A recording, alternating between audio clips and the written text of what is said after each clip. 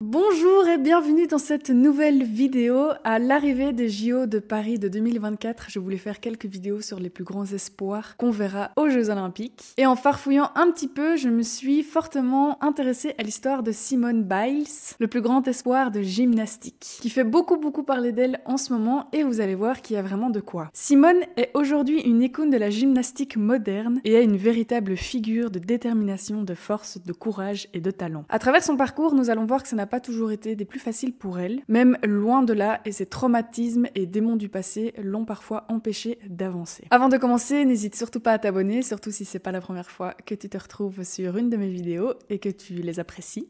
C'est très important pour moi et on est parti. Simone Ariane Biles est née le 14 mars 1997 à Columbus, dans l'Ohio. Simone fait partie d'une famille de 4 enfants et dès ses 2 ans est placée de famille d'accueil en famille d'accueil à cause de ses 2 parents incompétents, sa mère toxicomane et son père alcoolique. Simone et ses frères et sœurs gardent quand même un très bon contact avec ses grands-parents Ron et Nellie qui continuent à voir régulièrement. Simone raconte qu'à ses 5 ans, dans l'une de ses familles d'accueil, il y avait un trampoline avec qui elle jouait de temps en temps avec les enfants biologiques de cette famille. Elle s'y amusait beaucoup et c'était déjà pour elle une grande et belle découverte. Elle voulait être dans les airs le plus possible. En 2003, ses plus grands frères et sœurs décident de retourner vivre près de leur maman, mais pour les grands-parents, c'était inenvisageable pour les 2 petites, donc pour Simone et Adria, sa petite sœur, et leurs grands-parents vont donc finalement les adopter officiellement pour qu'elles puissent avoir une famille stable et un endroit où vivre de manière stable et équilibrée. Simone a donc 6 ans en 2003 et c'est à cet âge-là que le hasard ou le destin va dévoiler son talent. Son frère aîné Adam, donc Adam, si j'ai bien compris, c'est un enfant biologique de Ron et Nellie, est alors moniteur à la garderie de Simone et Adria, et lors d'une sortie scolaire, ils étaient censés aller à la ferme, mais il faisait trop moche et donc Adam va proposer de faire un petit tour dans un club de gymnastique. C'est alors au Bannon's Gymnastic à Houston que les 2 jeunes sœurs découvrent les agrès et Simone est aux anges, elle adore, elle va dans tous les sens et on remarque chez elle une certaine différence assez positive par rapport aux autres petites filles. Elle est immédiatement repérée par l'encadrante de la salle qui va s'empresser de donner un formulaire d'admission à ses parents pour la petite Simone. Sa mère adoptive, donc Nellie, va directement accepter parce que pour elle, c'est clairement une échappatoire super positive et qu'il faut vraiment sauter sur l'occasion. Et c'est donc à 6 ans que Simone va commencer la gymnastique, ce qui est relativement tard pour les professionnels, qui souvent commencent vraiment beaucoup plus jeunes, vers 3-4 ans. Simone commence directement son programme d'entraînement pour les compétitions, donc c'est pour vous dire à quel point on avait déjà repéré un talent chez elle. Et très vite, elle va monter de niveau en niveau, de catégorie en catégorie, tellement elle apprend rapidement. À 8 ans, et en changeant de catégorie de groupe, elle rencontre sa nouvelle coach, Aimée Borman, avec qui elle va commencer pas mal de compétitions et gagner surtout pas mal de compétitions régionales et gagner des concours généraux juniors. Donc en quelques années, elle était déjà fameusement remarquée sur les podiums. À 14 ans, Simone participe pour la première fois au American Classic, qui est un concours d'élite dans lequel elle va à nouveau briller. À ce moment-là, les parents adoptifs de Simone vont lui demander de choisir entre une vie professionnelle de gymnaste ou une vie normale, à savoir que si elle choisissait la vie professionnelle de gymnaste, il fallait qu'elle renonce du coup à l'école, qu'elle fasse l'école à la maison et qu'elle s'entraîne plus de 30 heures par mois. À 14 ans, on est une ado, donc elle a fameusement hésité parce que forcément, je pense que c'est hyper fort légitime de vouloir une vie normale, mais Simone a fait le choix, motivée par ses parents, d'attaquer une vie professionnelle de gymnaste. C'est en 2013, donc à 16 ans, que Simone peut enfin commencer sa carrière professionnelle chez les seniors en commençant par les championnats internationaux de gymnastique qui se déroulaient à l'époque à Anvers, donc en Belgique. Cette année-là, Simone remporte une médaille d'or au concours général individuel, une médaille d'or au sol, une médaille d'argent au saut de cheval, une médaille de bronze à la poutre. Elle va gagner beaucoup de prix dans les années à venir. En 2014, elle va à nouveau gagner une médaille d'or au concours général individuel, ce qui fait d'elle la 2e femme à remporter 2 fois consécutivement ce prix. Et en 2015, elle va gagner 3 fois consécutivement ce prix. Je vous passe les détails de toutes les médailles qui vont suivre, mais en quelques années, Simone est devenue la femme la plus médaillée dans l'histoire des championnats du monde, donc c'est pour vous dire à quel point elle a commencé à 6 ans et quelques années plus tard, elle était déjà une star mondiale et repérée de tous. Et à 18 ans, elle devient déjà du coup une icône mondiale de gymnastique féminine. En 2016, Simone participe pour la première fois aux JO de Rio. Encore une fois, elle va briller de 1000 feux et remporter 4 médailles d'or et une médaille de bronze. Après les Jeux Olympiques de 2016, Simone va annoncer prendre une année de repos pour se concentrer sur sa santé mentale et émotionnelle. Elle va parler ouvertement de sa lutte contre l'anxiété et la dépression compétition, encourageant ses collègues et les autres sportifs et autres à faire de même et à prendre soin de sa santé mentale parce que c'était très important pour elle à ce moment-là et elle voulait vraiment le promouvoir à ce moment-là. Et c'est cette transparence et cette vulnérabilité qui va renforcer le lien entre Simone et ses fans. Au-delà d'être une personne appréciée pour ses succès, c'est devenu vraiment une personne appréciée pour celle qu'elle était, avec ses faiblesses, et ça a sensibilisé vraiment beaucoup de gens et elle a commencé à être vraiment appréciée pour ça. En 2018, elle a fait une annonce vraiment très fortement choquante en disant qu'elle était victime de Larry Nassar. Larry Nassar, c'est un ancien médecin américain qui était le médecin de l'équipe nationale de gymnastique des États-Unis. Il a été reconnu coupable d'abus sexuels sur plus de 250 jeunes filles, dont certaines étaient mineures au moment des agressions. Nassar a été condamné à plusieurs peines de prison à vie pour ces crimes. Son affaire a suscité une prise de conscience mondiale quant aux abus sexuels sur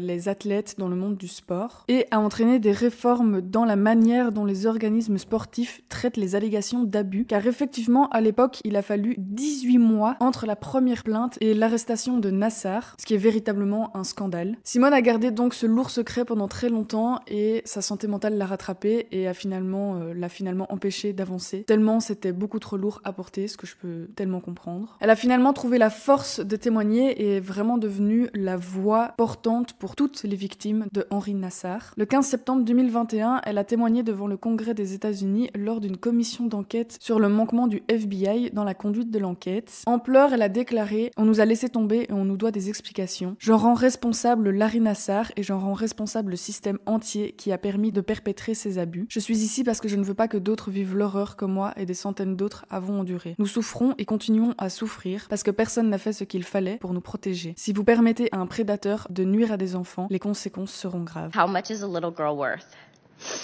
I sit before you today to raise my voice so that no little girl must endure what I, the athletes at this table, and the countless others who needlessly suffered under Nassar's guise of medical treatment, which we continue to endure today. En juin 2022, elle a fait partie de plus de 90 gymnastes qui réclamaient $1 milliard en justice à la police fédérale pour négligence dans son enquête. Je sais que la youtubeuse Sadjovana avait fait une vidéo sur cette affaire de Henri Nassar, donc n'hésitez pas à aller la voir, je sais que c'était une vidéo qui a été très bien faite. C'est une histoire qui a profondément choqué énormément de gens, mais je crois que le monde entier. Et c'est vrai que ça a été géré d'une manière scandaleuse, et donc je vous conseille vraiment d'aller voir cette vidéo si cette affaire vous intéresse, si vous voulez avoir plus de détails. Je connaissais moi du coup cette affaire grâce à Sadjovana, mais je savais pas du tout que Simone Biles était liée à cette affaire. Quand j'ai écrit cette vidéo, j'ai été extrêmement choquée aussi d'apprendre ça. Et c'est clair que déjà c'est choquant comme histoire, mais en plus quand on suit l'histoire de une personne et qu'on se rend compte qu'elle est liée et qu'on s'attache vraiment personnellement à cette personne, bah ça rend vraiment cette histoire d'autant plus choquante. Et on comprend clairement pourquoi elle a eu des problèmes psychologiques tout au long de sa carrière, parce qu'il faut bien se dire aussi qu'elle a eu une enfance pas du tout facile, elle a eu des parents toxico-alcooliques, elle a été de famille d'accueil en famille d'accueil, elle a été adoptée finalement par ses grands-parents, puis après elle a vécu ses abus sexuels, et donc en fait c'est vrai qu'elle a vraiment eu tous les éléments pour être vraiment détruite psychologiquement, ce qui rend du coup cette femme extrêmement forte d'être là où elle est aujourd'hui. En 2020, les Jeux Olympiques de Tokyo ont été donc reportés pour cause de Covid, et c'est donc en 2021 qu'elle va intensifier ses entraînements pour les JO. Elle va passer plusieurs qualifications, mais malheureusement sa santé mentale l'a rattrapée à nouveau et elle a déclaré forfait pour le reste de la compétition. L'américaine Simone Biles s'est retirée du concours par équipe après avoir raté son premier mouvement. Elle a parlé de ses défaillances psychologiques. Elle a eu une médaille de bronze, il me semble, mais elle s'est vraiment mise en retraite pour le reste de la compétition en disant qu'elle voulait pas mettre à défaut ses coéquipières pour la compétition en équipe. Le mental n'était pas là, alors je me suis dit qu'il valait mieux laisser les filles poursuivre et me concentrer sur moi-même. Je ne voulais pas faire risquer à l'équipe de perdre une médaille à cause de mes erreurs. Son entraîneuse a expliqué qu'elle n'a pas du tout forcé parce qu'elle se rendait bien compte que c'était la première fois que psychologiquement elle allait pas du tout bien. Elle raconte lors de ses compétitions que son corps et son esprit n'étaient pas du tout coordonnés et qu'elle était plus présente en fait pendant les compétitions, qu'elle avait peur aussi de se blesser et qu'elle préférait vraiment se mettre en retraite, d'où le fait aussi que son entraîneuse n'est pas du tout forcée pour Simone. Elle a raconté dans la presse « Nous devons protéger protéger notre esprit et notre corps, pas seulement faire ce que le monde attend de nous. J'ai moins confiance en moi. Il y a ces quelques jours où tout le monde tweete sur vous et vous sentez le poids du monde. Nous ne sommes pas juste des athlètes. Au bout du compte, nous sommes des êtres humains et parfois, il faut savoir se mettre en retraite. Son public a encore extrêmement bien pris cette nouvelle et elle a été énormément soutenue. Beaucoup de personnes disent qu'il faudrait que les athlètes parlent de leur santé mentale comme ils parlent d'une blessure et que ça devrait être normalisé de parler de ça, ça devrait pas être un tabou. Et c'est pour ça qu'aujourd'hui, c'est vraiment une figure aussi pour lutter contre la santé mentale. Elle en parle beaucoup sur les réseaux sociaux, etc., etc. On a eu peur de plus jamais la revoir, mais après 2 ans d'absence, donc en 2023, elle est revenue pour la compétition internationale de gymnastique artistique à Anvers à nouveau. Donc en 2023, c'était 10 ans après ses premières compétitions en 2013, où elle avait fait ses premiers pas de compétition internationale. Elle a remporté une médaille d'or au concours général par équipe, une médaille d'or au concours général individuel, une médaille d'or à la poutre, une médaille d'or au sol, une médaille d'argent au saut de cheval. Donc on voit bien qu'elle a pas du tout perdu son talent, qu'elle est toujours là, toujours présente, et ça a rassuré les foules de la voir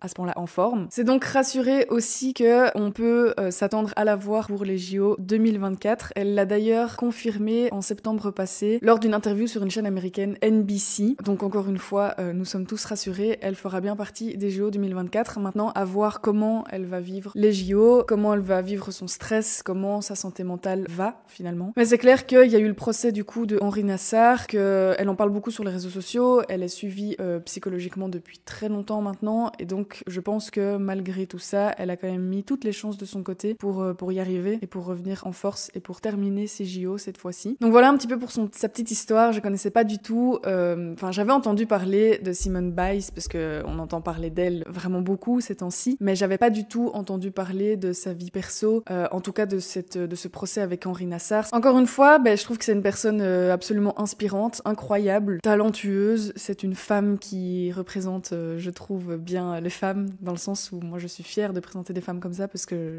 ça me rend fière d'être une femme, tout simplement. Elle est extrêmement inspirante et personnellement j'ai hâte de la voir au JO de 2024 et j'ai hâte de voir un petit peu comment elle va être en forme et voir si elle va aller jusqu'au bout. Donc voilà, dites-moi un petit peu ce que vous en pensez en commentaire, laissez-moi un petit like aussi, n'hésitez surtout pas à vous abonner et on se retrouve très vite pour une nouvelle histoire. Si vous voulez une autre personnalité en particulier avant les JO 2024, n'hésitez pas à me le faire savoir en commentaire. Je vous fais des très gros bisous et je vous dis à très bientôt.